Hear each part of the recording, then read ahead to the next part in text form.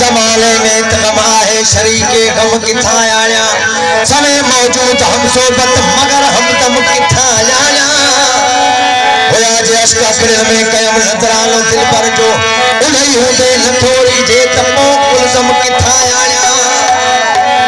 ऐ खुदाया तुझी दुनिया में ऐ खुदाया तुझी दुनिया में पुछण वारो को कोने बया काले ऐ चवा कंखे राज जो महरम किथा आया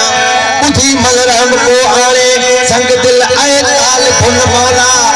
बोल थी पल खे चवा जो हो तमे मातम